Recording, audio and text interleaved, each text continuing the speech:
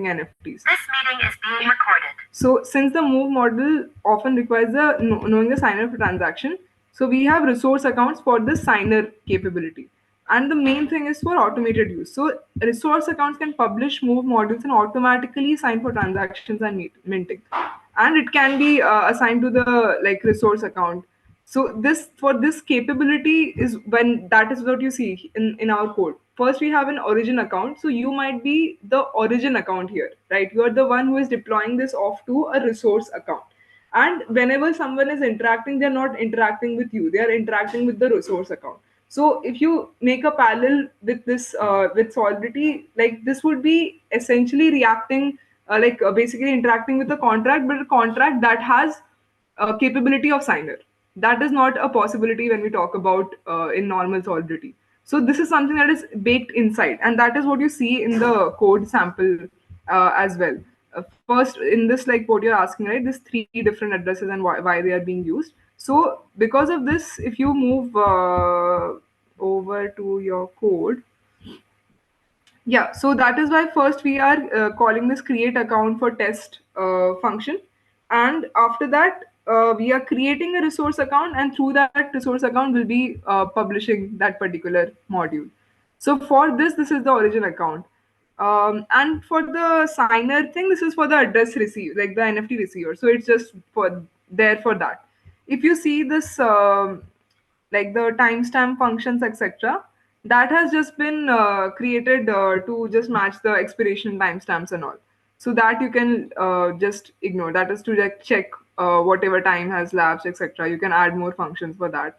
Like here, maybe you might not see how the check is happening, but you might have certain functions where you would want to actually see that certain thing has happened after something and compare timestamp of that. For that, it would make sense for you to have certain functions. But other than this, these different multiple signers, you can just count this origin account to basically create the one that is going to be like the resource account. The NFT receiver, okay, sorry, I started looking at them. Yeah. The NFT receiver one is just going to be there so that you can again test things for this.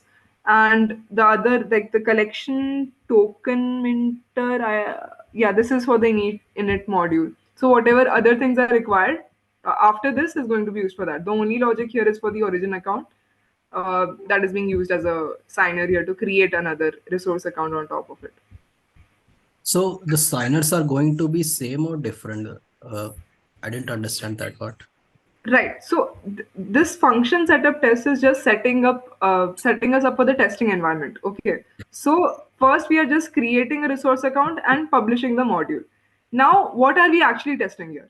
What are we actually working towards? We are doing an NFT module testing, right?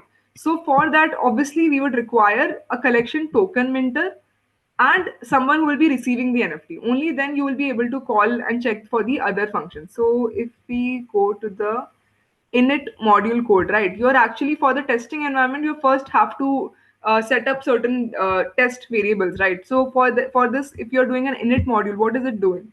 It is basically creating whatever would be the collection name, blah blah blah, supply, etc. You're creating all of that collection, and for this you are using that particular resource account. In this case, we are assuming this resource account would be this collection token minter, and from this you are just like mocking that entire thing, like the publishing stuff that is happening. I think this should the code should be here in this token, this like token create collection, token create token data, and then you're moving that collection to this particular resource account. Okay. So in functionality based questions, this is for Hmm. testing. In functionality, when I'm Hmm. writing functions, will there be Hmm. any situation where I will require multiple signers like Yeah, this? definitely can be. Definitely can be. Uh, you might have to like do certain things that require you to have control over two different accounts. Okay. So for that you will need like you're doing some sort of a transfer or some sort of a thing which requires you to have control over two different accounts. Let's say an admin account and a super admin account, some sort of a hierarchical thing that you're doing. So that there might be a situation where you will need control over that. And for testing, this is standard. Is that for testing, you will need to create multiple clients at any point of time to test out things and make sure that they are working fine. Just a follow-up question there. So in like Yeah. functionality function, Hmm. if I have like multiple signers, so the Hmm. person calling the signer want that his address will be put in that's all the signers, all the parameters signers. Sorry, what? So let's say I have a function which has Hmm. multiple signers and Okay. I call that function, want Hmm. that so all the multiple signers will not reflect my address at that time when I'm calling that function. Okay, wait. Do you remember? I'll show you one example of this. Wait. Mm.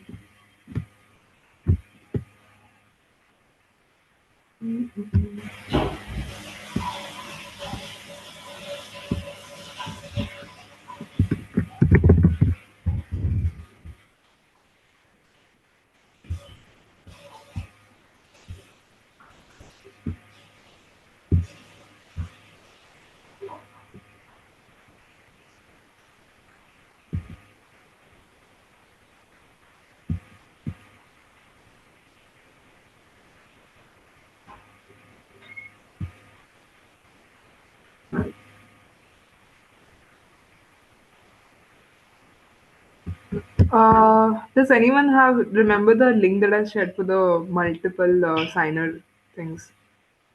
When we are discussing, I think the DocuSign example. Shared link. Wait, let me pull that up.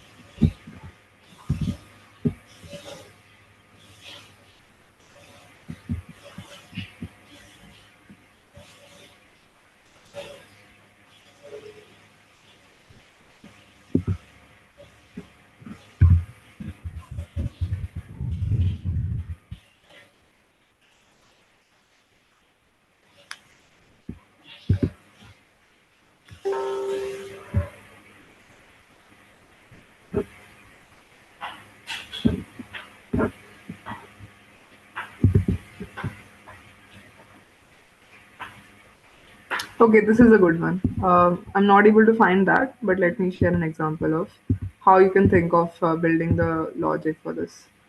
Okay, yeah, this one. Okay, so see this particular paragraph that they have written. So they are doing certain things over here. Just notice this. Uh, so basically, they're focusing on signature aggregation because we are saying that together, how can you do like multiple signers? If I understand, if that is your question. Yeah. So Alice, Bob, Chad would likely have to send single signer transaction signatures around through off-chain communication channels, and a scribe for the group would then have to submit a multi-sig authenticator. So if you remember in our DocuSign doubt clearing class, this is a model that has already been built.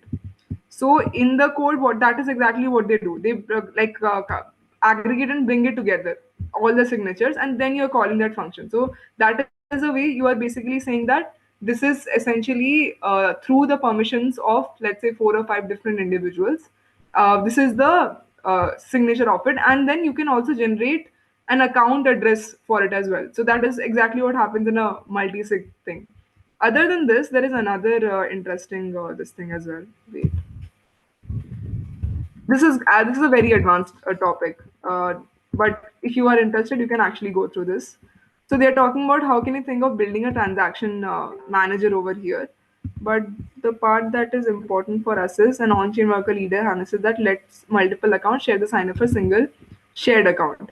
So they are saying that there is a single shared account and multiple accounts are sharing the signer for that. Essentially, so that multiple people can together decide on things.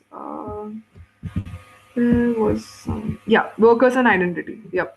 So uh, Aptos supports the concept of worker accounts that can share the responsibility of pushing work through a shared account, also known as a resource account. Each worker has access to the signer cap of the shared account, which enables them to impersonate the shared account or generate the signer for the shared account. So, upon gaining the signer, transaction can execute the logic that is gated by the signer of the shared account. So, the approach that they are taking here is different. The approach that they are taking here is first that if you are saying that all of you want to together come into something, create a function that can allow you to represent the entire whatever is to be a single body for whatever things that they are doing. Within that module, you can define whatever can be the different actions between the players there. For example, in this case, the workers. And another model, if they're talking about, is to decouple the signer altogether away from permissions and to make an application specific capability. And then this capability can be given to each worker that lets them operate in the shared infrastructure. So basically, same concept, but here they are talking about doing it in the opposite manner. Like in this approach, we are connecting everyone first and then creating this. In this approach, they are saying that let's first create a module that talks about different capabilities and then let's assign different members of that module with different things. So these are the approaches you can look into it. There was also the multi-sig code. I have shared it somewhere. I don't remember where, but when we were discussing the DocuSign example, uh, we had I had somewhere gone in the lectures. Probably you can find that the multi-sig example. It's on GitHub only, on Aptos GitHub only. So there you can see the functions that they are using. Does this help, Abhishek? Yes, yes, yeah, it does. Understood that. Okay, perfect. Okay, any more questions? Okay, Alice has a question. Hey Kiran, I have questions around Aptos token objects and how to use them. Also regarding freezing and unfreezing of NFT transfers. Okay, this should be on the doc side. Mm,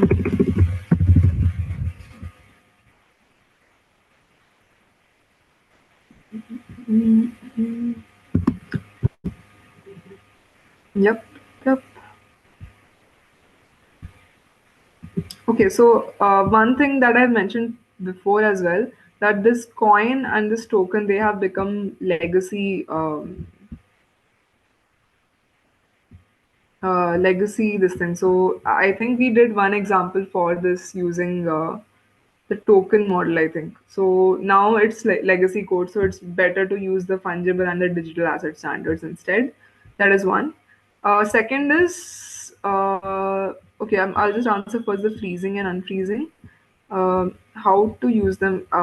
If Alice is here, okay. Yeah. Sure, sure. Go ahead, Alice.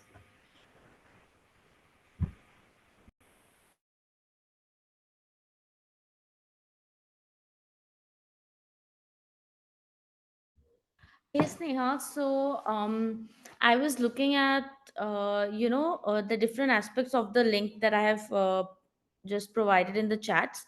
So, first thing I want to know is, if you see line number 155 in the link I've given you. There you see constructor reference, transfer reference, mutator reference, and burn reference. I just want to know how can we use them. Um, See, I have a little idea how to unfreeze and freeze, but I really want to know how do I go ahead and use them in case I want to unfreeze the soulbound token, and then pass it along to somebody else. Okay. Give me a second. Let me go through this code and what they're trying to do here, and then let me go through all of these functions and explain and how we can basically. Also, this is based on the Aptos digital asset standard, Okay, not the. that's good. That's good. Let me go.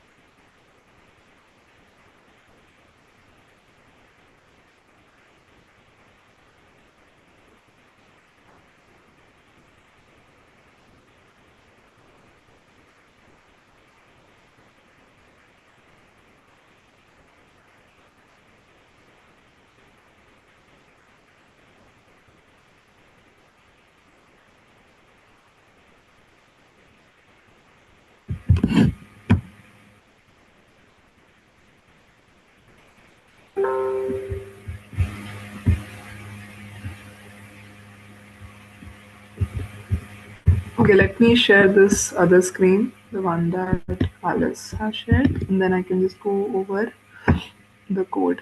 Mm, yeah, this one. Okay, so here,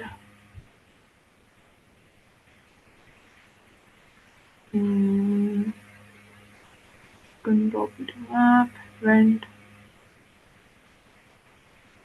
here, name, collection description, URI, rank.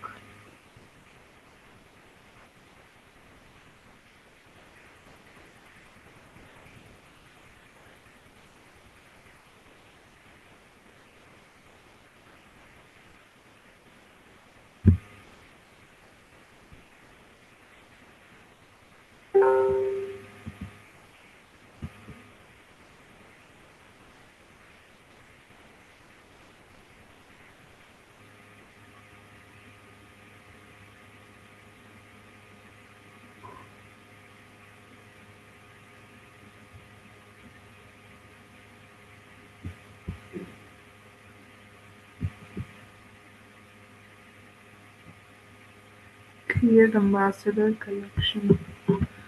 It's okay. It's that what I did here.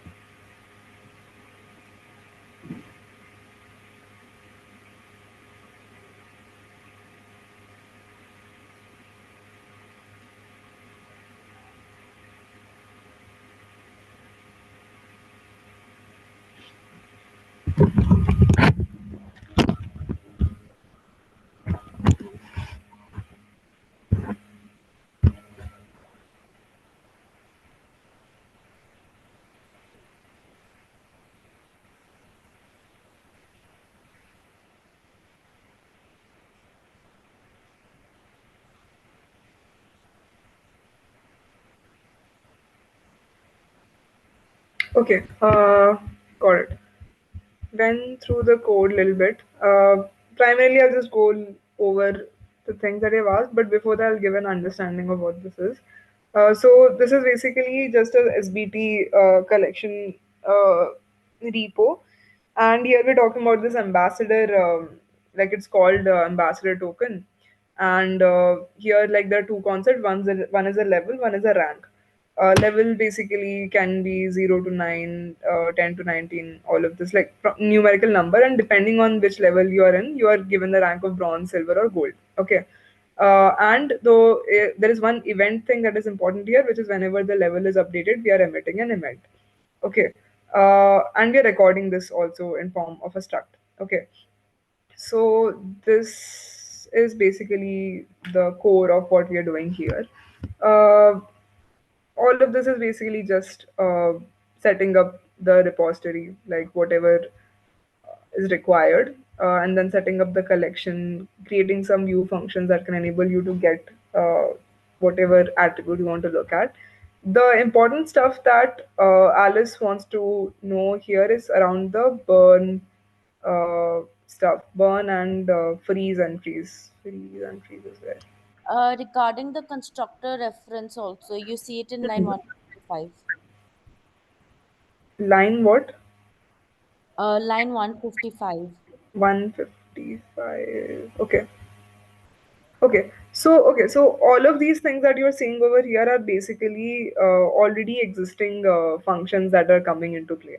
So that's why this is basically from the TS doc. Let me find the reference doc. But yeah, I'll just first take up this burn one because I've just opened this.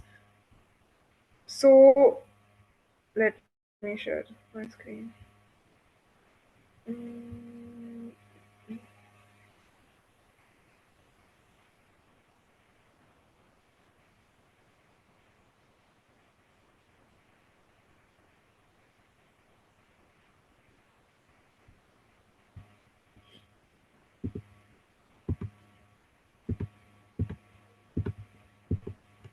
okay, so here are basically the references that are being used. This was from this standard or the other one. Wait. Mm,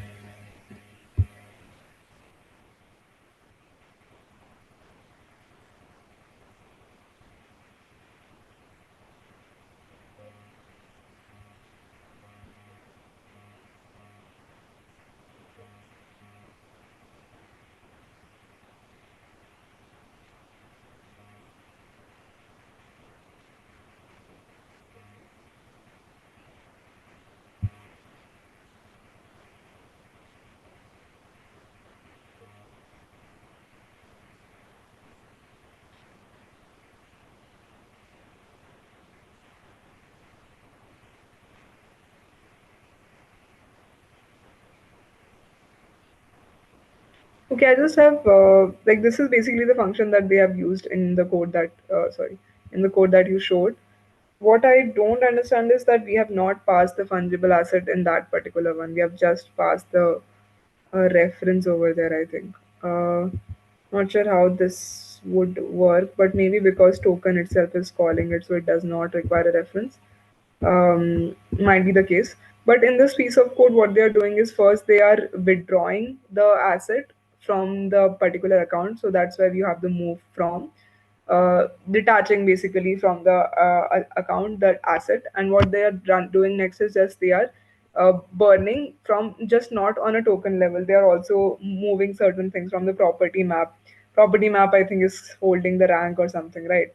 This destroying the event that was destroying whatever events what was happening for that, because that is also not relevant once we are removing the asset completely.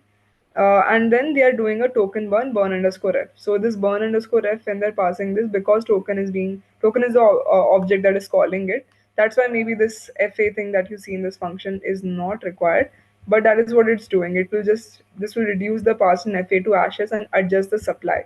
So if you just do a normal delete in the sense the move underscore from, you would not actually see any change within the supply. You will have to go and do it, like add certain code lines yourself to do that. But this would not work otherwise. That is one. Second thing that we have mentioned here is there is also a burn from function that forcibly withdraws fa from an account first and then burns the withdraw fa as a helper.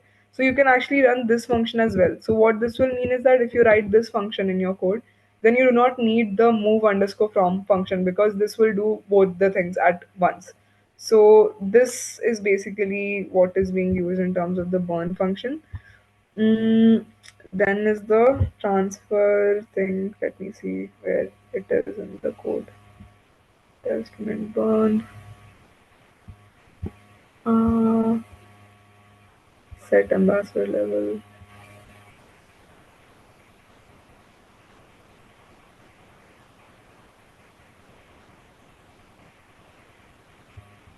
Okay, then let me try to find that constructor thing that you mentioned. Create something. 155. Hmm. Create named token.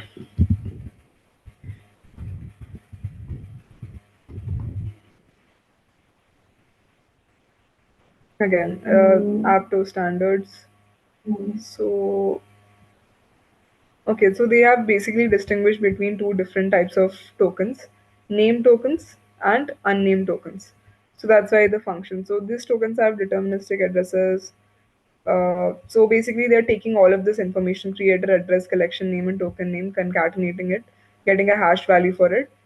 So the addresses are predictable because it is a function of these things together. And so the querying of the tokens becomes easier. However, named tokens are fully relatable and thus burning them will only delete the token data, not fully delete the underlying object. But when they're talking about unnamed tokens, these tokens have addresses that are generated based on the creator account's incrementing ID, basically some ID. So they're not deterministic as it can change outside of minting. So this is more difficult and requires indexing. So they are talking that when you're using this create name token or create, um,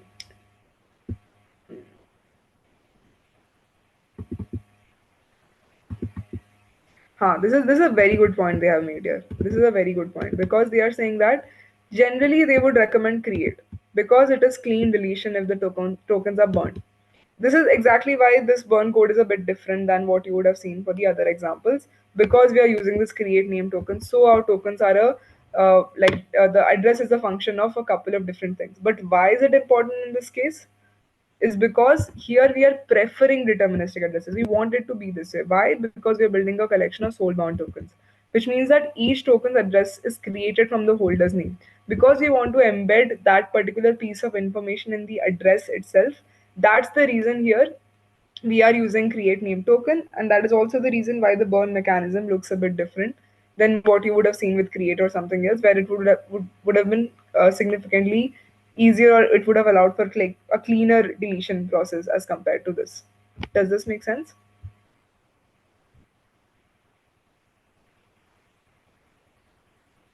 So, how is the constructor reference used? I mean, you see how we were creating a constructor reference after we use this function create name token.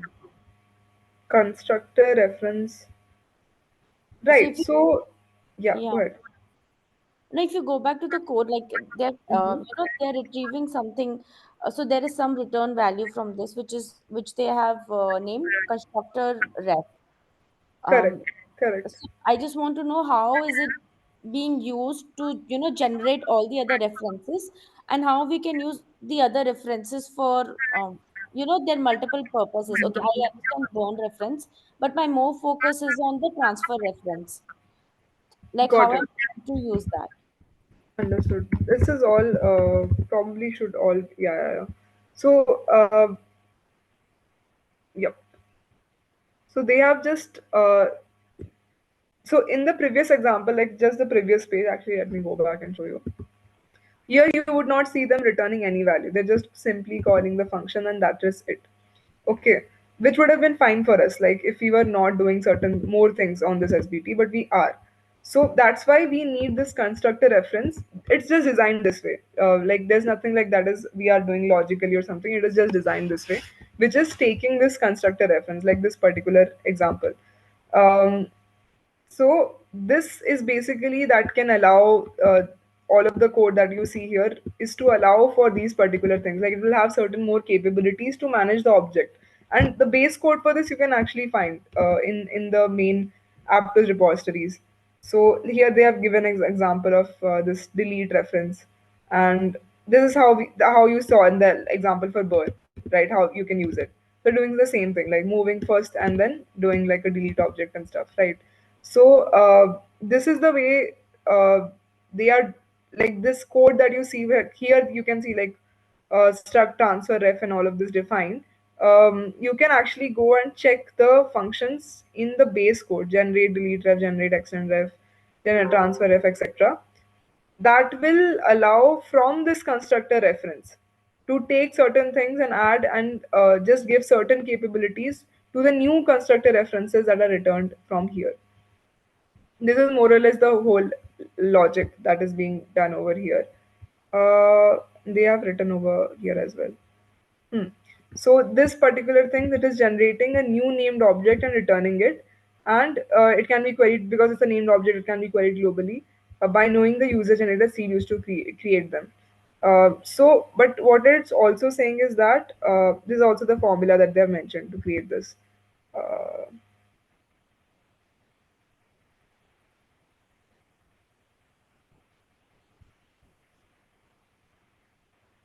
And then they're saying from this object creation, whatever you run, you will always get a constructor reference that cannot be stored, which allows different capabilities to be added. And these functions, what they will do is they will guard from this constructor reference, they will just guard and get a particular amount of, like, delete ref would not get other things that extend ref or transfer ref or signer, etc. All of these things will have.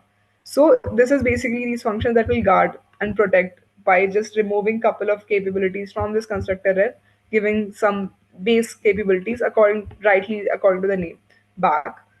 Then what you asked next was uh, basically the transfer thing, right? Wait, that that is also there.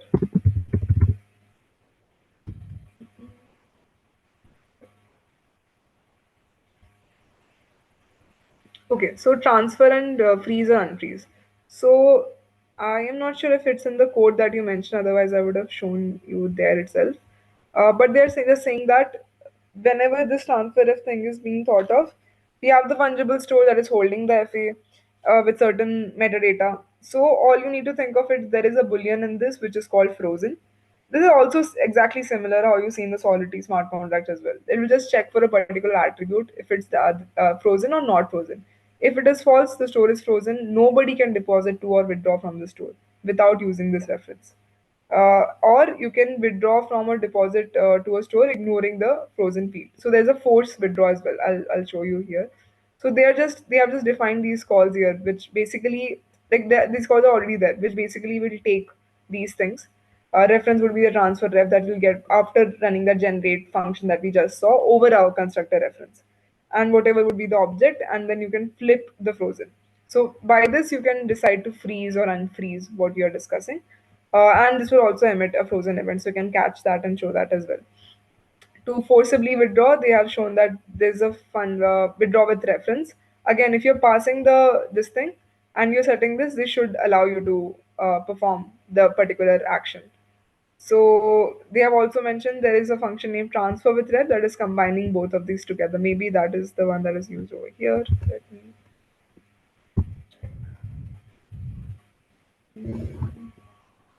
Yep. Object, and then there's a transfer with ref in the code that you shared, which transfers the token to the soul-bound address. Okay. And then they also have this generate linear transfer reference. So this is also might just be some way to uh, probably do like only in one way or something like that, only one path. Let me see how they mean this generate linear transfer reference.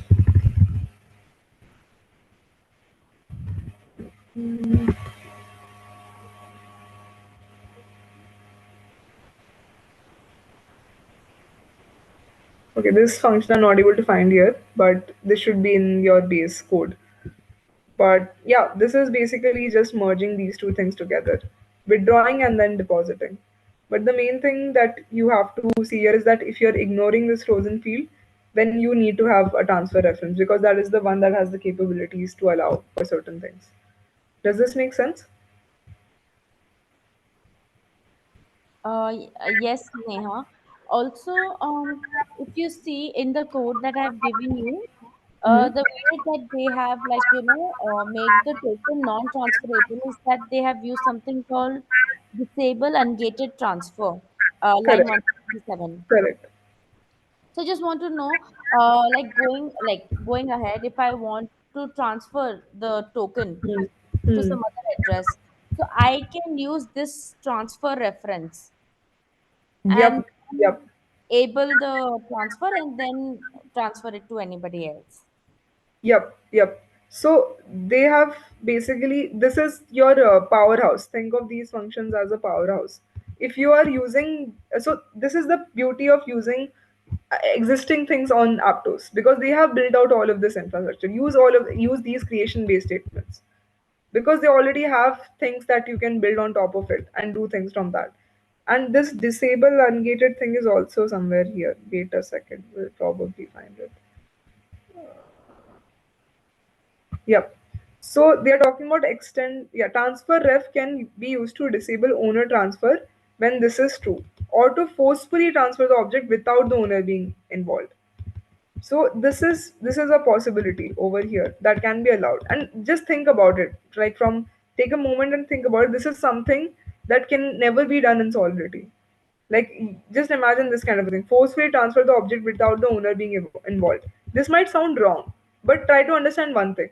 If you are an issuer, if you today are an issuer of an SBT to some person, you gave them to, let's say today we are talking about the top participants from this fellowship. Okay, today you are the person who is issuing this particular NFT, and later on, let's say Alice, maybe like you are not the top performer or something like that. Some possibility happens, and now there is someone who is like, let's say Kiran, who is the issuer, decides, okay, no, now I want to revoke back the SBT.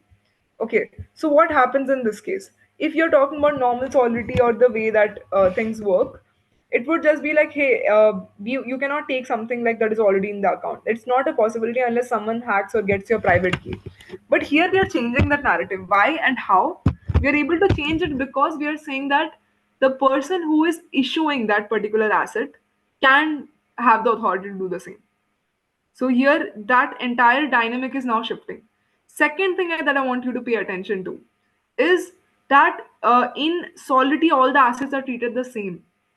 Here you can actually distinguish between different assets coming from different individuals for having different capabilities. And this is beautiful. To be able to do things like this is absolutely beautiful. And that's it. Like you just need to think of this like ungated transfer, which you are just like setting to two, to disable owner transfer interaction. So yeah, a lot of things can be built on top of this.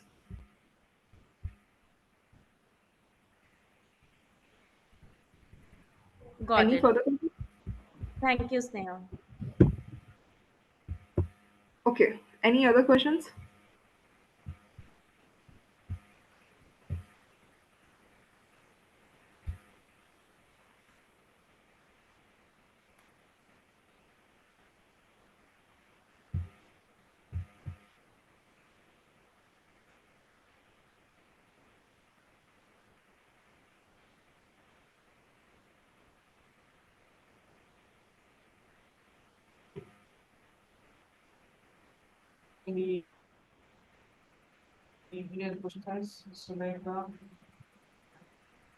Sorry.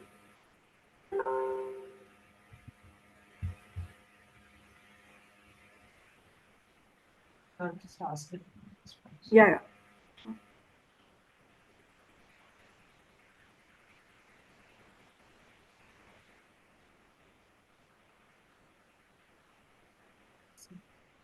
Uh,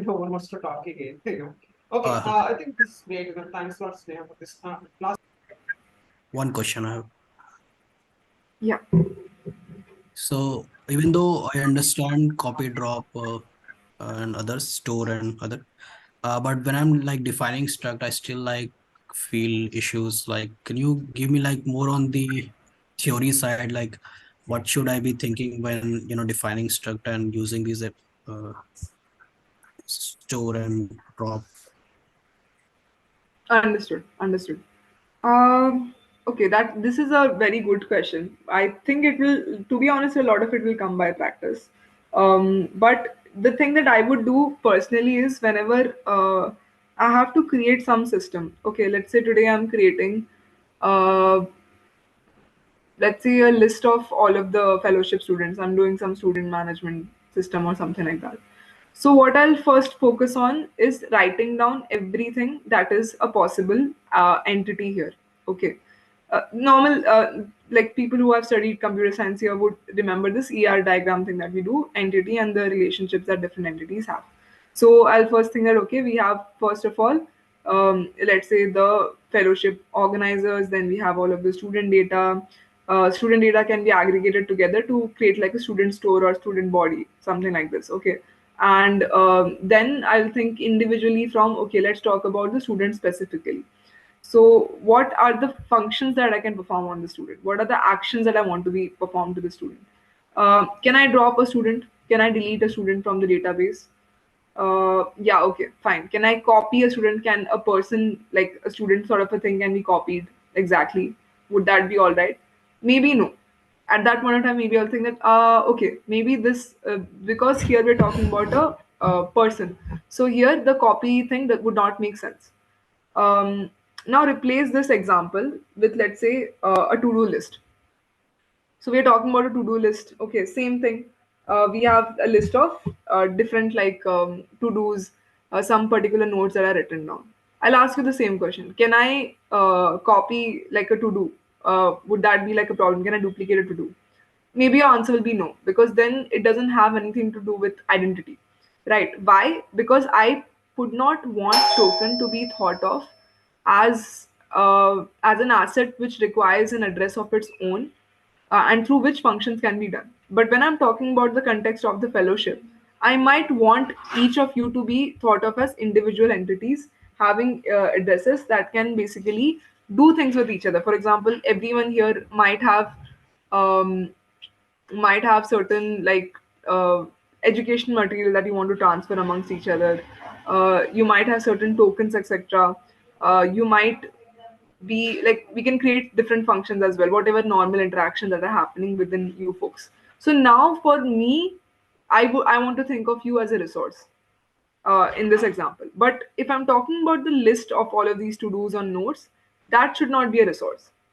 Now let's bring it down one more level ahead. Okay, if the token, the to dos itself, they are not resources, okay, but the list of to dos, that should be a resource. Because why? Then you will question like, okay, why should that be the case? Because that list of to dos is connected to me as a person. If today I have my notion, Sneha Mishra notion, right, that is my list of to dos connected with my account, upon which I should perform something. That entire thing I might share with someone, I might do certain things over it, but the individual to-dos don't hold any significance to me. If they are copied, if they're dropped, I don't care about it. But the entire entity needs to be connected to my account. And this is the base thing that you can think of. Another way you can also try to break this logic that, hey, should this be a resource or not? Think of it in this manner. For an account, only you can have at most one resource of a particular data type. So if you're talking about this to-do list, at most I can just have one of this connected to my account. So question this. Can you have multiple of these things connected to your account? Whatever that example might be. Uh, so if I'm thinking about to-dos individually as an entity, I would say no, I don't want that. I don't want multiple to-dos or nodes to be connected like to my account. Like basically I would want multiple of these. But rather I would just have one resource which contains all of this together. Then second, let me ask the same questions for this like student management thing. Would I want the student thing attached to me? Yes, I can want that. Each one of you here can have an account with a student account connected to it, a student resource connected to it, which has certain actions you can perform. Do you want multiple of those? No, you don't want multiple of those, right? So this is the way that you can start thinking about how you can break this logic off. um, yeah, you can think of how you can break this logic off. uh, and again, as I said, this is something that will come with practice only. If you start designing the system, you'll start using these abilities. At times you'll have to come back and correct that, okay, this logic does not make sense, let me modify it accordingly. But start thinking about all of the entities separately. Start thinking about the relationships between all of those entities. Understood, Does sir. that answer your question? Okay, cool. Just one follow-up question is that, let's say I've seen in many examples, they Hmm. define one struct has key and other struct has to drop copy kind of thing. So, like, can you explain me what is happening with these two structs? Uh, okay. The first thing that you said is right. The second thing I feel like is depending on example to example. Okay. Basically, whatever they require. So this is exactly the to-do list thing that you are mentioning. So Yeah, to-do yeah. list thing would be the one with the key. This is the main resource, and attached to it would be something like inside of it there would be certain information, which is like Understood. normal lot of collection of objects. So think of it just like that. Whenever you see this example, it's always going to be a bigger entity having a collection of x items in it, and those x items can be copied, they can be dropped, they can be whatever. They should be allowed all of those capabilities because we don't care about those entities as an asset. So whenever you are thinking about these kind of things, think actually physically. Like think what will happen like if you are holding that particular object. How does it actually change things? Can so that's why I said like can to dos be copied? Yes, it would not actually make a difference if I copy a to do. Can a person be copied? No, a person cannot be copied. So think of it like that. Then you will actually start thinking that hey, this makes sense for this. This does not make sense for this. Okay, and yeah, and the struct has key is basically just the main resource. It should not have any of these capabilities because we're talking about a unique resource that has at most one of these resources can be attached to a particular account. So this is just that uh, basically that design that is being created in this process. Understood. Thank you, Sneha. Okay. Any other questions?